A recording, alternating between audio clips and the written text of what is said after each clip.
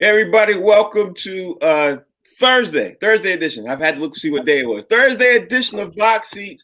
I'm your host, Frank Holder. I'm here with the comedian known as Talent, comedian known as Fig. We'll be back in just a second. And of course, you guys know these comics. They've been in the comedy game for a while. Films, television, all this, anything related to comedy they've been in. And now they are in something that we call the Comedy Sports Talk Show, where we discuss sports. I usually kick off the show with the COVID report.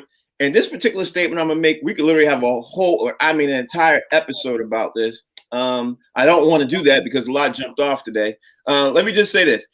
I found out recently because Jason Tatum made a statement, and a couple of other NBA players have made these statements that they are still affected by COVID, and he confirmed that when he's playing and when he played, he got affected by COVID because he's still more exhausted and he has to come out the games earlier. So that lends to this point. In the NFL season, in the Baltimore Ravens and the Kansas City Chiefs and all these, they had players who were rotating. Do you think that it affected them faster because they had to be rotated in? You know what I mean? Like, and did somebody lose a game because of COVID and we just don't know because of exhaustion? You know what I mean? What's your thought process on that, Talent? I'm sure that it has to. I mean, we learned this during the football season with Cam Newton. Right. But he never said it, though. Cam never came out and said it. You know what I mean? Because you know what I think? I think that they don't really know sometimes. Sometimes I think that because you got to realize we're dealing with still a sort of youth.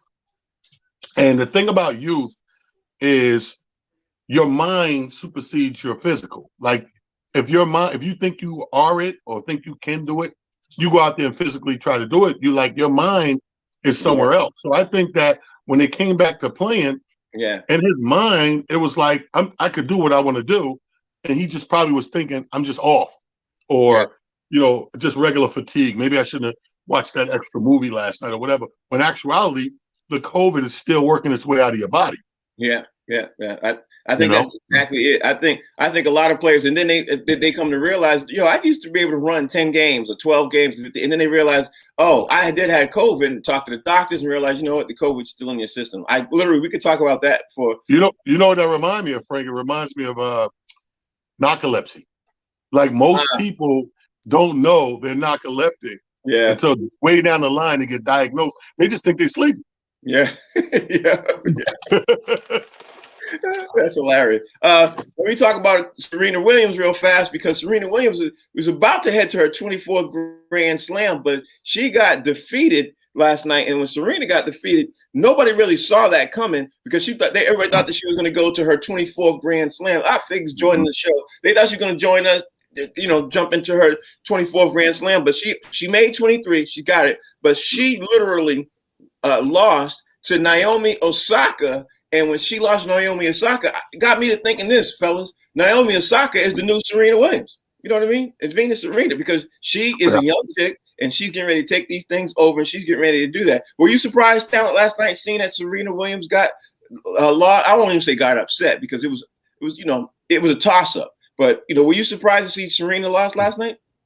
Every time you see her lose anything, you're surprised. She's such a super athlete. Right. To be honest with you. So anytime you see her lose anything, you're like, oh my gosh, she lost. You're going to be surprised. But it goes back to what I just said about the other issue. We're witnessing the change of guards. Mm-hmm. Youth. Yeah. Again, your mind, she's Serena. She's a super athlete. So she's going to always prepare, get ready, and think that she can win the damn thing every time. However, as time goes on more and more, reality is going to be a reminder more and more. And young women like Naomi is going to come along and eventually, after enough loss or ass whoopings or whatever, you pass the baton. Mm-hmm. Yeah. But it doesn't happen right away. You know what I mean? Muhammad Ali had to be taken out of the game by his old sparring partner. Yeah. That's exactly how it happens. Fig, thanks for joining the show. Let me ask you your thought process. What you think about Serena Williams getting defeated? Man, I want to call it an upset, but we usually use this term when we're talking about men, but still, Father Time is still undefeated. You know what I mean? So it's like the younger generation is beginning to catch up with Serena. and I'm not sure if she's going to be able to capture another one. Man, it's the competition is stiffer. You know, she's still a great tennis player, but when you go through so many different rounds to get to the semifinals and then to the finals, it takes a lot out of you. As you get older, it takes a lot out of you to be able to finish. And this young lady, Naomi Osaka, she is really, really, really good. There's a couple of more coming along. There's Naomi Osaka. There's Coco Vaughn. You know what I mean? I'm not saying now. What I'm not going to say is that anyone could take Serena's place, because they got a whole lot more winning to do before you could take Serena's place. But anytime, like Talent said, anytime Serena loses, it's an upset, because we've gotten so used to her winning, you just expect her to continue. I had to mention that real fast because people say we don't discuss anything else except for basketball. So, we got to talk about a couple more lies. It's all lies. I wanted y'all to, and now I want to talk about baseball just for a quick second before we jump into the NFL. The San Diego Padres signed shortstop and 22-year-old Fernando Tatis Jr.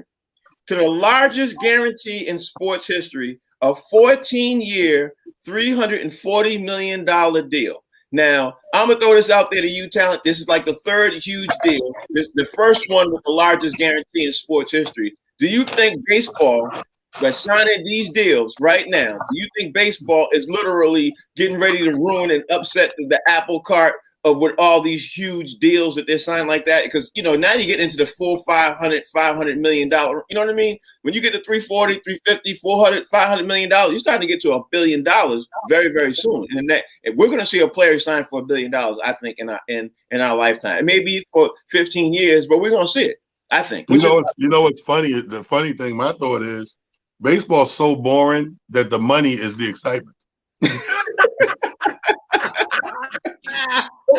Baseball is so boring. 500 million. There's like 5 back-to-back slam dunks, or like 10 consecutive, Hail Marys that worked. Right. Baseball is that kind of sport that now we're going to be talking about these big contracts and these big signings. That's going to be the big thing, because let's face it, baseball kind of ups the ante when it gets to its playoffs. Right. It's the only sport that does that. You can watch hockey, and from game number 2 to 10, there's stuff going on. It's keeping you like this. Baseball, you sitting in the bleachers. Yeah. Fig, what you think? Man, let me tell you something. It's snowing here on the East Coast, and to tell you the truth, I'd rather sit here and look out the window and watch the snow come down than to watch a regular season baseball game. That's all I'm trying to say.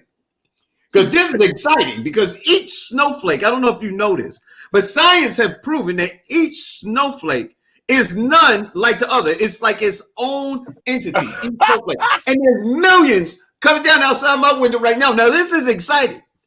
Baseball, the commercials are more exciting than the actual game.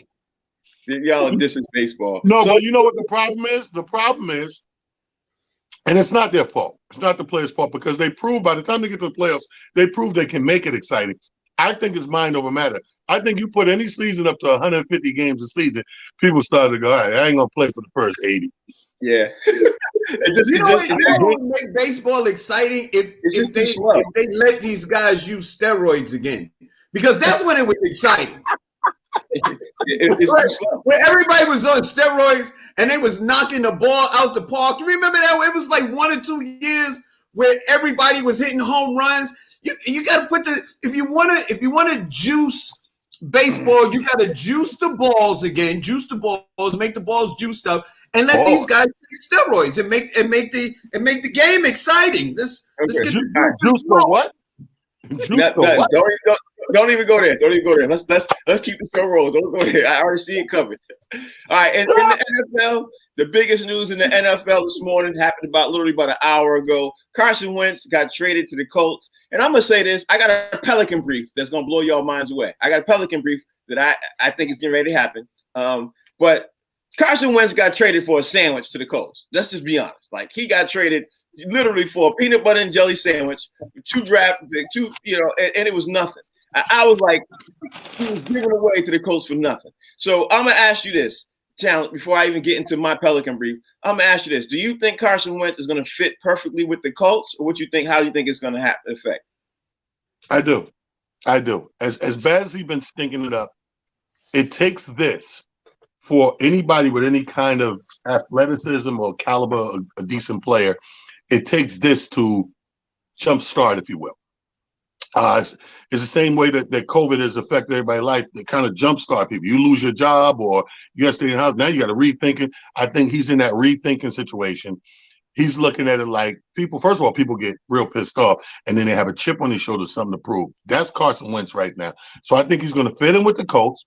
Not only that, we're going to start to see remnants of the old Carson Wentz. Watch, I guarantee you. Okay. Fig, before I say my Pelican brief, what's your thought, Fig? I think if I'm not, because the Colts have been so, irrelevant. I don't know. Do they have a great offensive line? Because yeah, they got a great offensive line. They got a great defense. Good team. They got 2 great wide receivers. All they need is a quarterback. Then I think that Carson Wentz will be able to thrive as long as this kid. I mean, look, you take a couple of years of injuries. And then you have a subpar offensive line where you're running for your life all the time. That's enough to make any quarterback look pedestrian. I mean, for God's sakes, look at what it did to who is arguably the greatest quarterback in the NFL today, Patrick Mahomes, when 3 of his starting offensive linemen was missing. I mean, you made him look like a regular quarterback. He was literally running for his life the entire Super Bowl. So it is super valuable to have a great offensive line. And I think with a great offensive line, I think Carson Wentz definitely has the arm talent and the mobility to be able to be I think he could be a top 10 quarterback again if you have the offensive line in front of him. All right, now let me jump into my Pelican brief, because you all know I think about this stuff because you see certain things happen, right? Carson Wentz gets traded for two draft picks. They're not as high up as I thought. Okay, here's my Pelican brief. That's it. 2 draft picks. That's it. He got traded for 2 draft picks. That's it. Second round. 2 second-round draft pick and a second-round draft pick and a third-round draft pick. But one of the draft picks can lead up to a first-round draft pick, which is basically, like I said, for a sandwich. He got traded for nothing. Okay, here's my thought process. Andrew Luck met with the owner twice a couple of weeks ago. We know that the Colts cannot afford Andrew Luck and Carson Wentz. Let's just say Andrew Luck in the next couple of weeks says, you know what, I'm coming back. Colts immediately trade him and is able to get another player, star caliber player, and maybe more draft picks for Andrew Luck. That's what I think can happen immediately, and then help more size shift, more things going towards the Colts. Of course, because the Colts, they need a quarterback. They got a quarterback. They need a defensive end. Now, what happens if they trade to get a defensive end? It's funny you say that, because I almost seen where you were going with this, and then you hooked a U-turn on me. I thought you were going to say trade Carson Wentz, because you got a piece. Either way, either one of these guys is worth something. So I think because of the loyalty and the camaraderie and history of Andrew Luck and his team, you keep him, you take him back.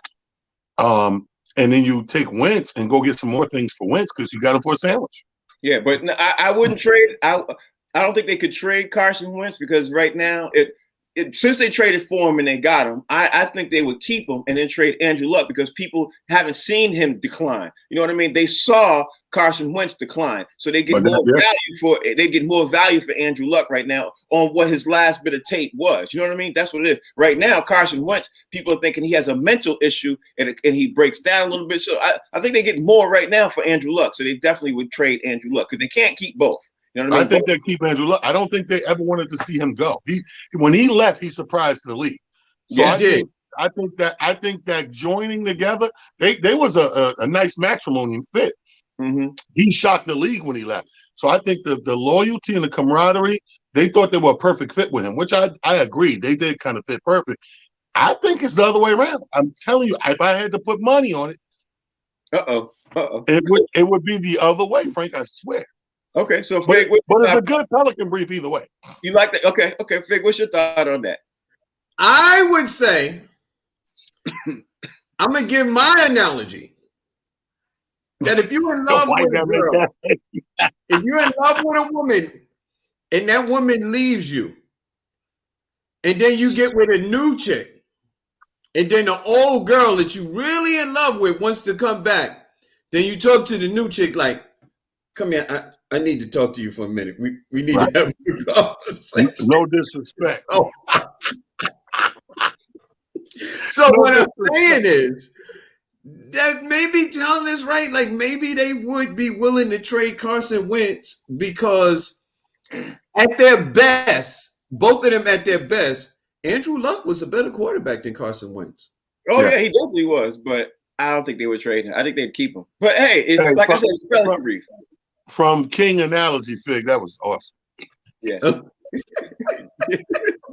That was actually, I'll be honest with you. That was such a good analogy. I expected Talent to say that. So Talent, I'm gonna give you the floor. Do you have an analogy for us? You can top that one. Yeah, it's like when you find the ideal situation. Like let's say you're looking for a home, and you never wanted to leave that home. I know people, somebody close to me, who rented out the house and went to another home, and that didn't work out. But guess what? When the recession hit and they had to choose between the two houses, instead of just staying where they was and keep renting that one, they sold the one they didn't really care for, went back to the original house and kicked those people out. That was not fair, not right. But because of the camaraderie and loyalty and love for that house, I'm telling you, something there, Frank, that you don't get that up. You go right back to what home is where the heart is. Ooh, that's a good one. That's a good one. That was kind of good right there, home. Yeah, man. I'm telling you, man. Listen, yo, Frank, we need to call Hallmark because that was a Hallmark moment right there. Yeah. That was a good one. That was such a good one. I'm sitting there thinking like that might be your top 5 of best analogies you stated. Yeah, man. I'm thinking that's like the commercial when when it positively has to be there overnight type of moment.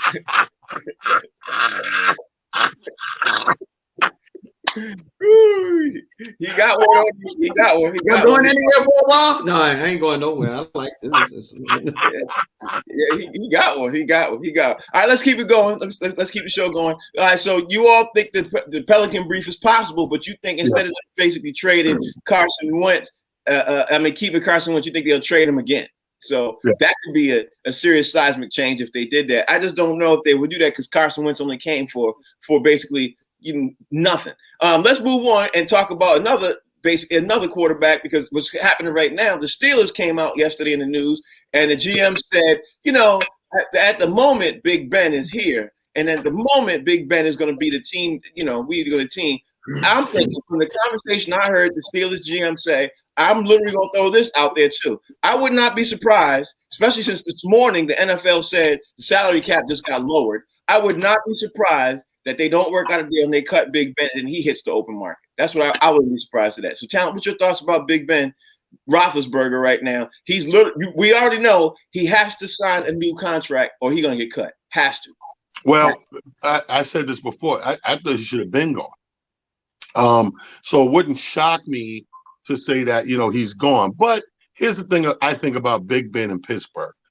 I think, again, these relationships run really deep in some cities. I think in that city of Pittsburgh with Ben Roethlisberger, I think that relationship runs probably one of the deepest, if not the top 3 deepest in the whole league.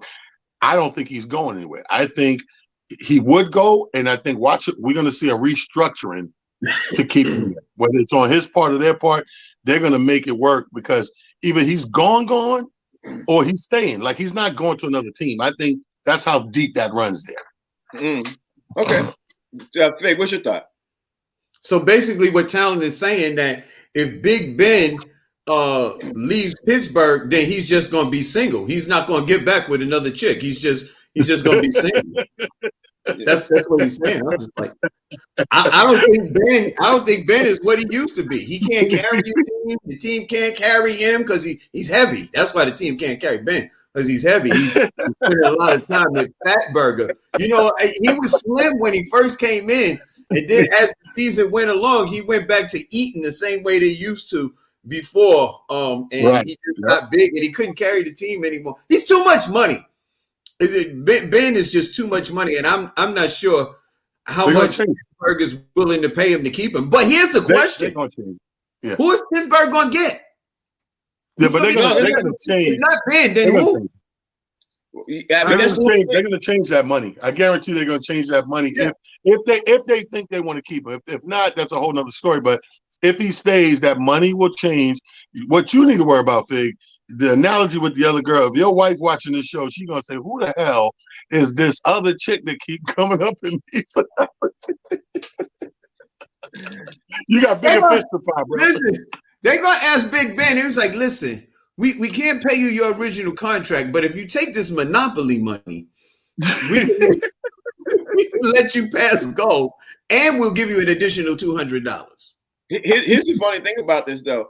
Big Ben could stay, but if he got cut, he would be thrown in the carousel of the 18 quarter. There's like 18 quarterbacks are going to be moving around and change different teams. You know what I mean? Like about 18 of them. Like, you know, after I heard the list this morning, I mean, there are only a handful of quarterbacks who are guaranteed going to stay on their teams. Like that list is really, really short. Big Ben could get cut in the next week and a half before the draft, and next thing you know, now we sitting there saying, "Wow, he's in the open market." You know what I mean? You just never know.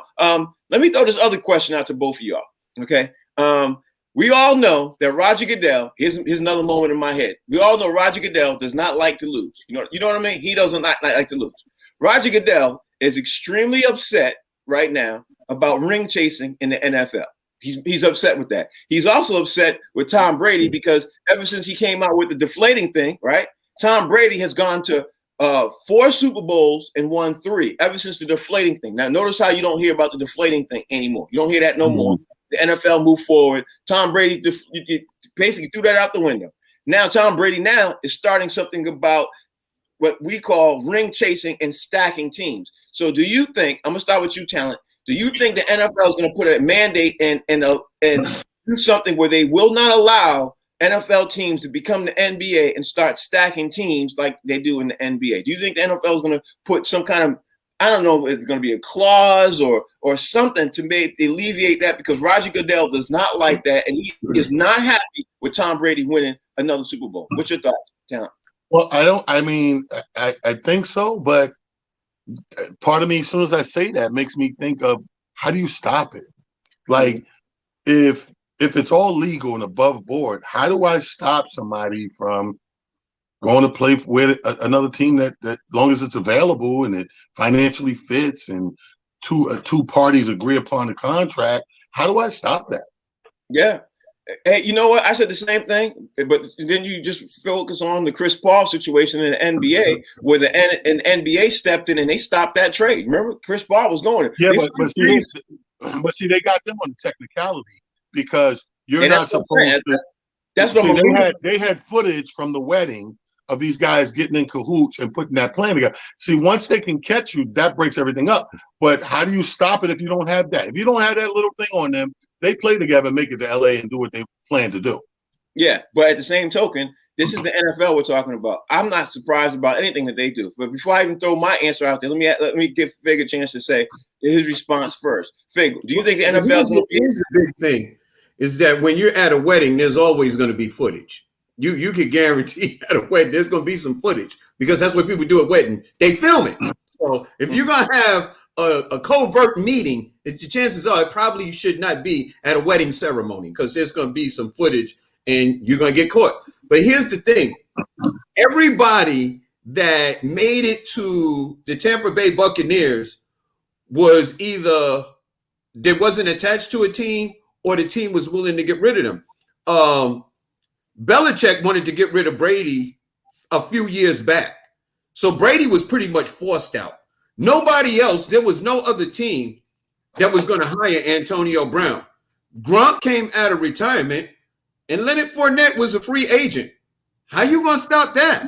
That's what I'm saying. It's just like, tell me the player other than Deshaun Watson, which is not really going to stack a team. He's just like, look, I don't really want to be in Texas because I don't like to, there's something else in Texas why Deshaun Watson and J.J. Watt wanted out of there, and a reason why they traded DeAndre Hopkins. So these guys wanted to force out, not so they could go and stack on another team. I don't see any player really trying to do that. Like, get me out of here so I could go play with this team so we can win a championship. I don't see no player, no NFL player trying to force his way out of a team to go stack up and get with other players for the sole purpose of winning. It doesn't seem like the two dynamics don't seem to fit. Okay, now that you said that, let's look at it like this. I could literally, throw something out there to mess this whole thing up. Let's say Deshaun Watson, like doing what he's doing. Let's say he is that player, because the NFL right now, as a whole, as a team sport, they are not very happy with Deshaun Watson wanting his way out. You know what I mean? He doesn't have to go anywhere. Houston can basically keep him. You know what I mean? But he can keep it. It could literally come to a head, whereas there could be a standoff between the team and the player. And if he goes to another certain team because he's traded there, then the NFL could be like, yeah, we could nix that because of what basically the terms of the deal are. I mean, you could literally say it could be caused by a player like Deshaun Watson, because if he starts that, other players could start wanting out and demanding that, depending on how Deshaun Watson's situation is handled.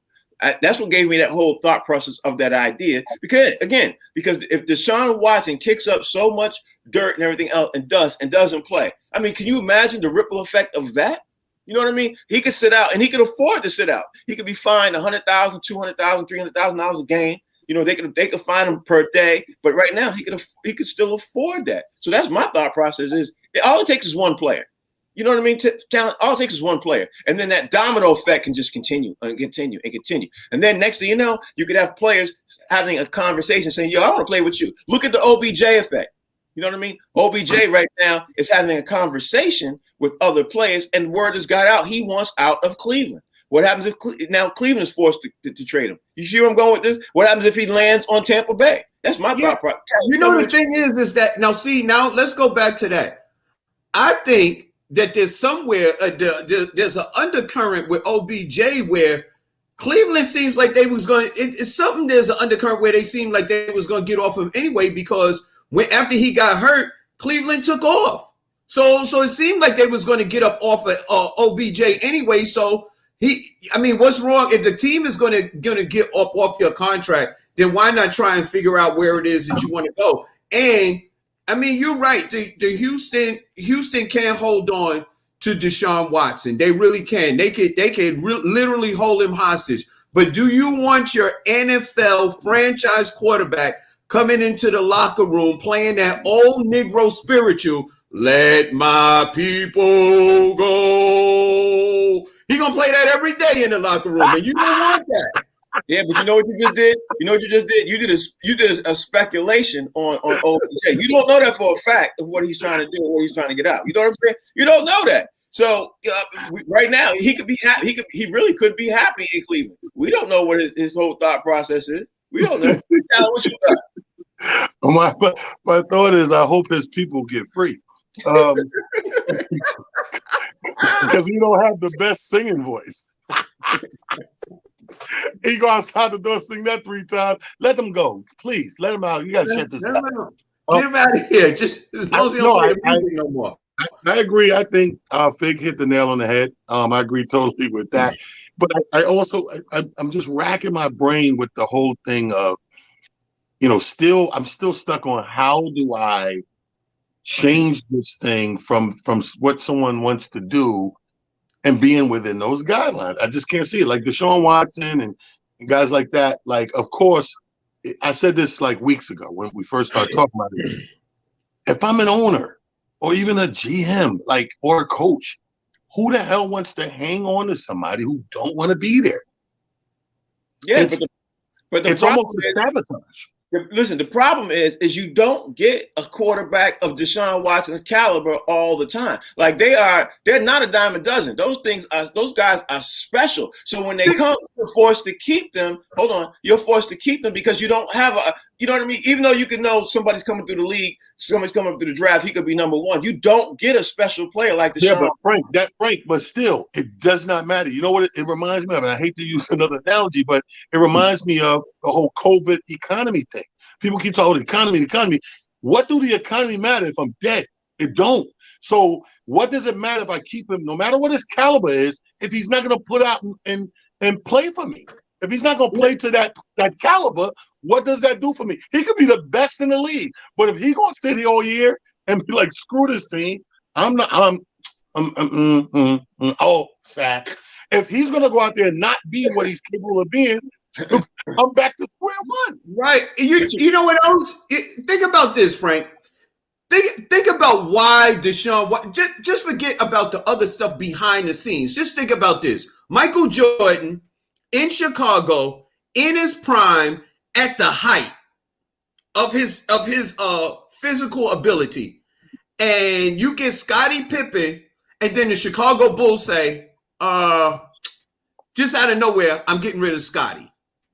And then Michael Jordan says, how the hell you get rid of Scottie? You ain't even talk to me. He was like, I don't want to play here no more. I don't know what y'all doing. The first time I got a player that can help me win, or that I can roll with, where we can win championships, you trade him? You got rid of Scottie? I need Scottie to win. Or let's fast forward to when they were winning championships, got their 6 championships, and the organization itself said, I don't give a damn if the team goes undefeated. We're getting rid of your coach. The coach who took you from winning nothing to winning 6 championships, 2 3-peats. You get rid of this coach. This is an organization decision because you're in your feelings. Now we're saying the players can't make those decisions, but only the organization can make those kind of decisions to destroy the franchise. Because when you got rid of Phil, you basically destroyed the franchise, because once you did that, Chicago Bulls never won again. Okay, but you know what's wrong with your analogy? Those people, the Chicago Bulls, it's a great analogy to a certain point, but the Chicago Bulls were winning. Houston is not, and has not been winning. You know what I mean? And the little bit of games they did win, they won because of Deshaun Watson. Deshaun Watson put them on their back, and they lost almost 8 games last year by 1 possession. You know what I mean? And they won 4 games. Now, of course, you got rid of D-Hop. Hold on. Before you got rid of D-Hop, and then once D-Hop is gone, now your thing is losing more. So you use the Chicago Bulls, who was winning, and at the time, so that's my only issue with that. But here's the thing. The reason I use the Chicago Bulls, because think about Deshaun Watson without arguably one of the top 3 receivers in the NFL, threw for over 5, led the NFL in passing yards, threw for over 5,000 yards, and only won 4 games. And you got rid of the best one.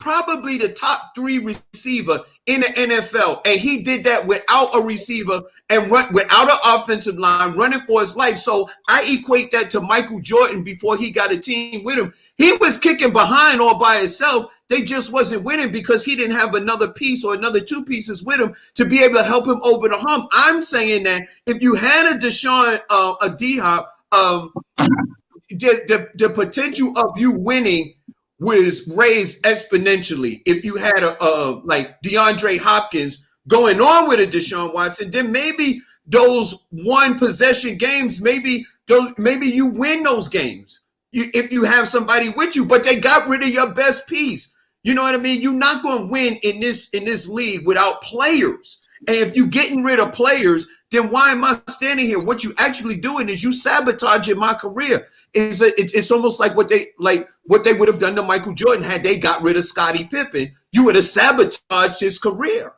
Yeah, you know what? Now that you explained your thing thoroughly, and you said Scottie Pippen at the time, right when they first got him and they traded him, makes perfect sense. Makes perfect sense. I can't even dispute that. Makes perfect sense, because that's exactly what would have happened, and that's why J.J. Watt said to Deshaun Watson at the end of last year, like, I feel like they're ruining your season. And maybe the thing is more rooted into, you know what I mean? Maybe there's more going on behind the scenes, and maybe that they're just happy. But again, at the NFL, that's why I asked the question. And the question basically is, should NFL step in and block ring chasing because he's going to force his way out. It's going to be a ripple effect. You know what I mean? If he forces his way out, granted, he's not the first player to do this. He's not going to be the last player to do it. It's just all I'm talking about is the repercussions and what happens after. You know how when you drop a bomb and it explodes out, you know what I mean? It explodes out. What the explosion? What's going to be the effect from the explosion that's already happening in Houston? That's all. Okay, let me ask this question, because this is why it really doesn't make sense what we're talking about. The whole point of picking teams to go to and sign to is ring chasing. You go to a team because you think it has the potential. No, most of the time it is. Nobody's going to a team and say, I'm going to go here and lose for 10 years. Most people are going to a team because of the potential of winning. You know what I mean? They look at a team, either they're the guy, the franchise guy that you're going to build around, or they're going to a team and saying, you know what, I like this team. This is a fit for me.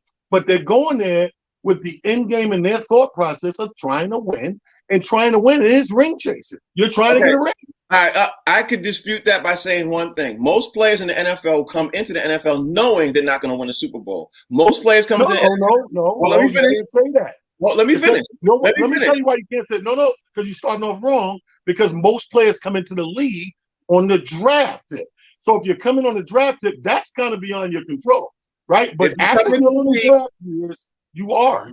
If you come into the league on the draft, you're going to a team most of the time that has a losing record. You're not going to the team knowing that they're going to. That's out of your control. But after that, you that's number one. Number two, and this is a big number two. When you get out of your rookie contract, and if you play really well at an MVP caliber, you're going to sign whoever's going to offer you the most money because they're going to pay you. You might say. Okay, you know what? I'm going to go here, and here. But most of the time, because you played under a rookie contract for the first 3 years, that's peanuts. You're going to try to come in and say, I need to get paid this time. So you're going to take the big contract. And most of the times, it's not a team that can pay you that. It's your third contract that you get where you can say, okay, I got paid. Now I want to win a Super Bowl. That's the majority of the league. Yeah, but Frank, what you're missing is right now in the league, this is what you're leaving out. You're doing it like an individual perspective. You got to do it as a league perspective.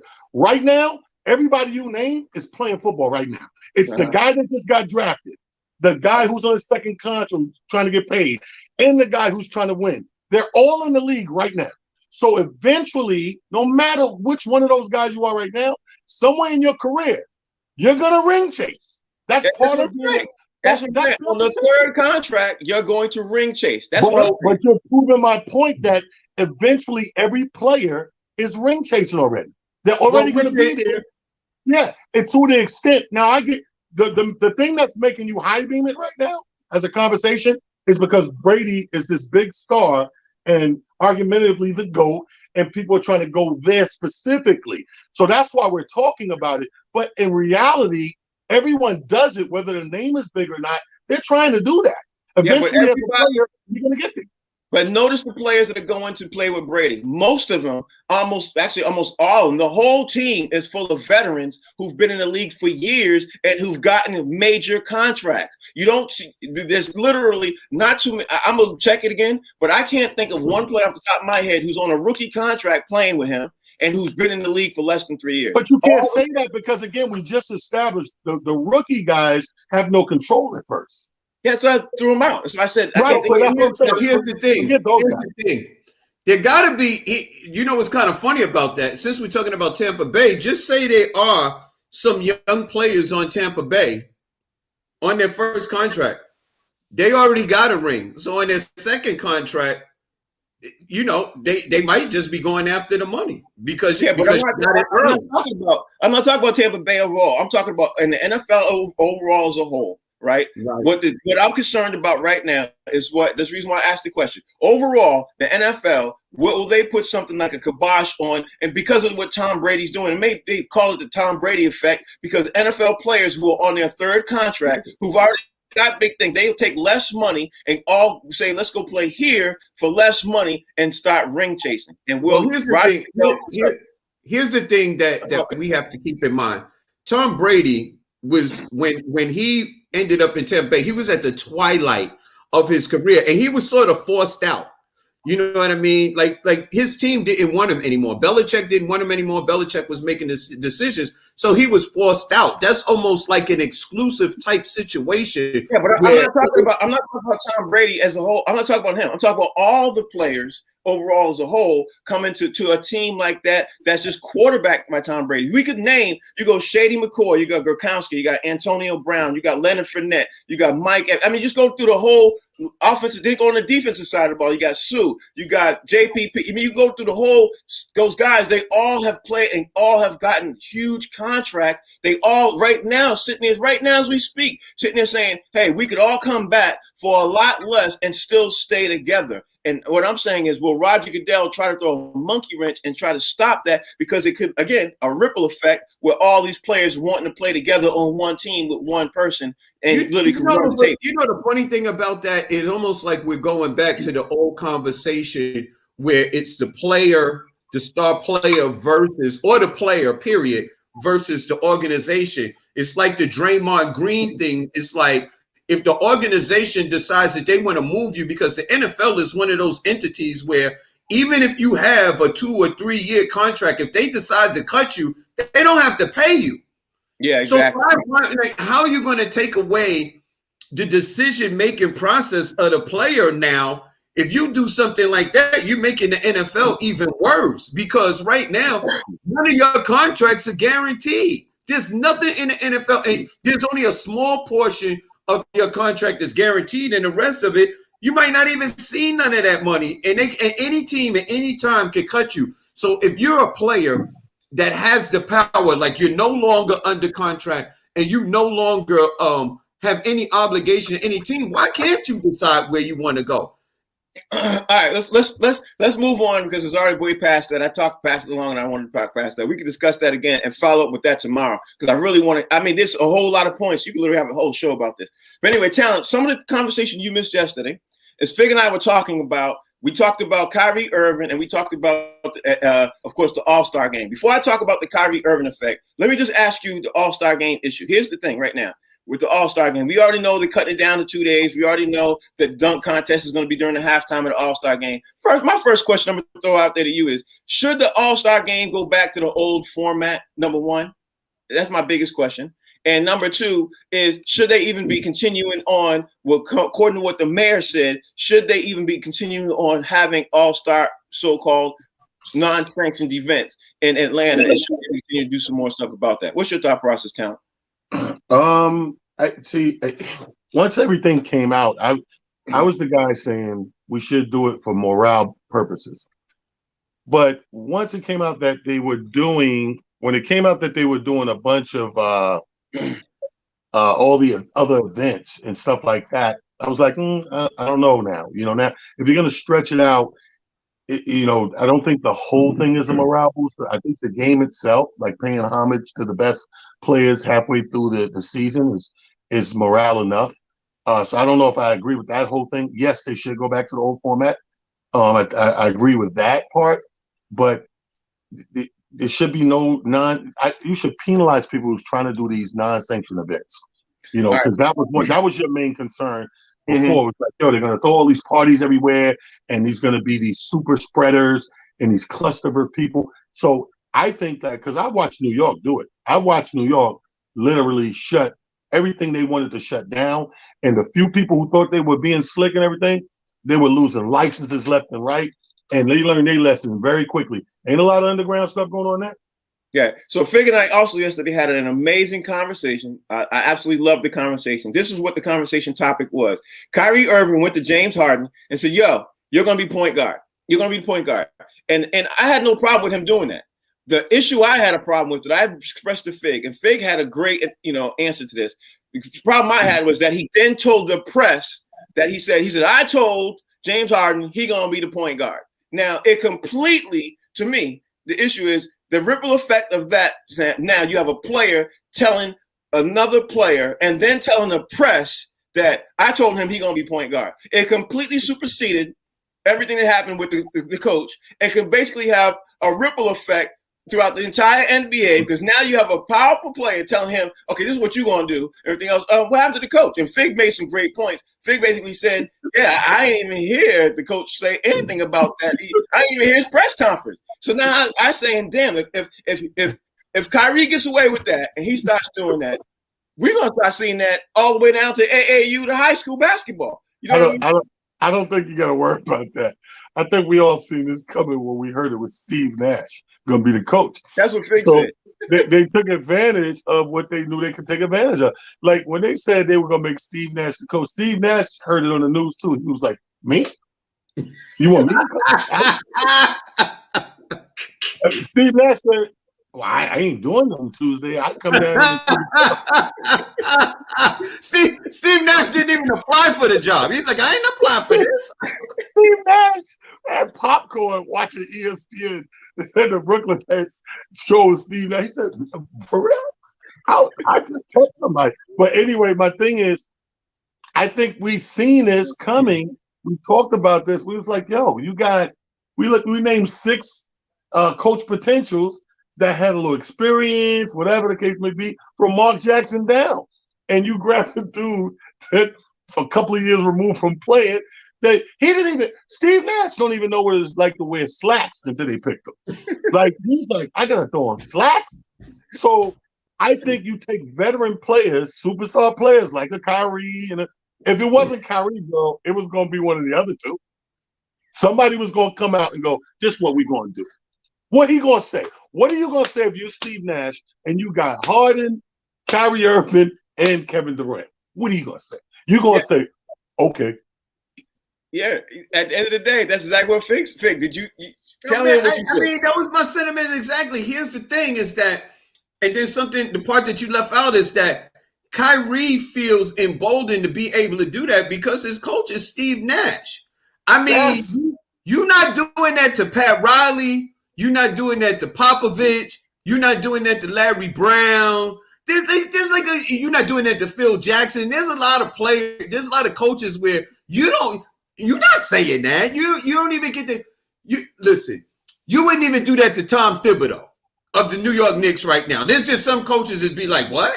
I'm not having it." I don't see that. You know what I mean? I don't think there's no coaches in the league. I think the only coach in the league that comes close to this, Steve Kerr might get pushed around a little bit. You think Steve Kerr will? I don't think so. He might get. Listen. You know what?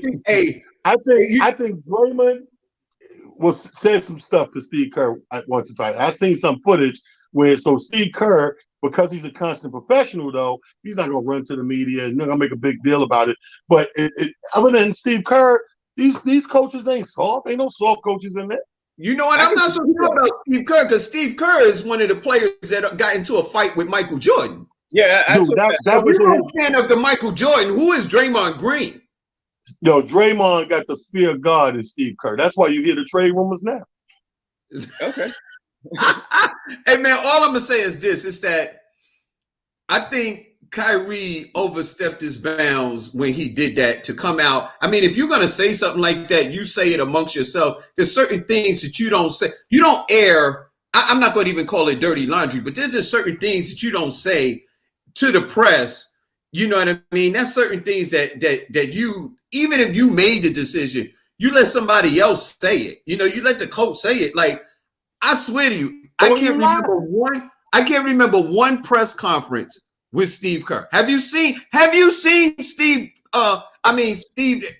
Nash? Have you seen him on ESPN saying anything about any time, like anything at all? But this is what I'm trying to tell you. This was Steve Kerr first 2 seasons. Steve Kerr first 2 seasons at the post conference, they talking waka waka waka waka, and Steve would go, "Yeah, what they said." You know, the funny thing is, I'm not even sure that Steve Kerr and Mike D'Antoni sit on the bench while the game is going on. I think while the game is going on, they just riding the subway.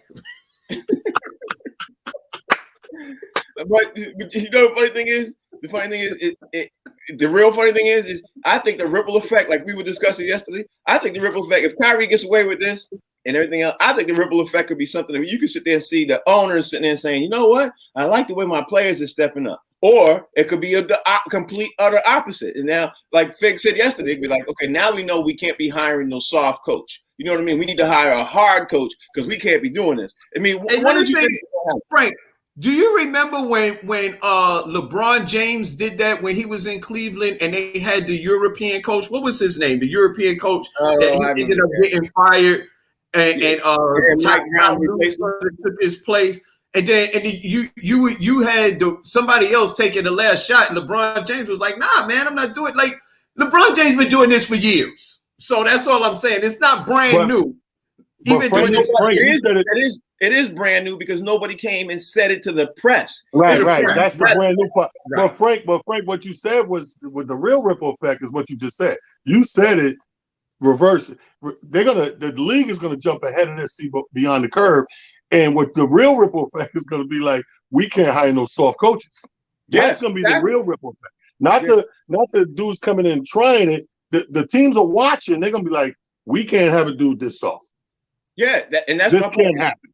It's going to be one of the two things. It's going to be we can't have a dude this soft, or the owners approve it, or the owner's going to be completely against it. Because what it will do, I think, is going to go no more soft coaches and no more first year coaches with no NBA experience as coaching or no coaching experience at all. I see the headlines right now. Oh, let me take it. What's the headline? I see the headlines right now. Coach smacks the shit out of Zion.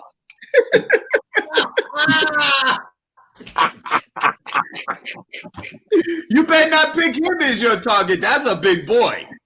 That's a big boy. You better not slap him. That's going to happen down the line, Fig, when Patrick Ewing is his coach. Hey, my last question to both of y'all is, you need to hire Charles Oakley as Steve Nash security. That's what you need to do. Nah, Charles Oakley need to be the assistant coach. Hey, do you all think, before we leave, you think Zion is going to be the heir apparent to LeBron? I'll start with you, Talent. You think Zion could be the heir apparent, especially after what we've been seeing, and now he's getting more and more highlights. The Pelicans are winning. They get, and it's right around All-Star break. They're turning that corner. Do you think the NBA is going to anoint Zion as the heir apparent? Because they're looking for the next guy because LeBron's out in 2 years? I don't think so. I think there's going to be something's telling me there's going to be what you call an intermediate guy, not as long term, because LeBron's going to be like 20 years. I don't think that guy, the next guy, is going to be an intermediate, kind of a buffer to buy them, 7-8 seasons to see if Zion can be that guy. I don't think they're going to immediately go, Zion's the guy. Look for. It might not be more than one. Look for 2 or 3 buffers for the next 3 or 4 seasons. Okay. All right. Thank you guys. What do you mean? What do you mean when you say buffer? Something about that word makes me uncomfortable. You watch those movies. You've seen those movies. Perfect. You got 60 seconds, bro. Come on. Man, listen. I think it's a possibility because Zion Williamson, like you said, the team has been winning. He's getting a lot of highlights. And it's not just dunks. It's not just him going to the hole. I've seen him take a couple of 3-point shots, knocking down 3-point shots. So at this stage of his game, to me, this is like his rookie season. So because it was a short season, the injury, he didn't really play last year. This year is like his coming out party. And it looks like he's coming out pretty strong. I think it's possible because he's doing very well. If he continues on this trajectory, I think that is quite possible. He's the next guy. That's the show, y'all. Vic had the last word. The show called The Box Seats. That's the show. Challenge everybody out there how they can follow you, brother. Hey, check me out, man, on all my social media platforms. You on Twitter at It's Just Comedy. You on IG Talent the Comedian. And you on Facebook King Talent Harris. I'm with y'all, man. You know what it is. Box Seats, man. Yes, sir. Fig. I be hanging out with that dude a lot, so if you want to find him, I might be there too. Or you can check your boy out right here on social media platforms at Comedian Fig on social media platforms. And if you can't find me in any of those places, I'm always on the Box Seats Monday through Friday, 1 to 2 p.m. The best damn sports show on TV. Tomorrow we got some more conversations I can't wait to bring up. We got to talk about some guys who are breaking out into MVP caliber year, and these guys, my co-hosts are gonna love this because it's got to be about Julius Randle because he's having one of the best years I've seen come out. Real good. We got to talk about Julius Randle tomorrow. Tomorrow the show is called The Box Seats. You know, on the channel called The Humor Mill. We'll see y'all tomorrow between 1 to 2. That's what we got to do. And until then, y'all have a good day. We'll see y'all tomorrow. Take care.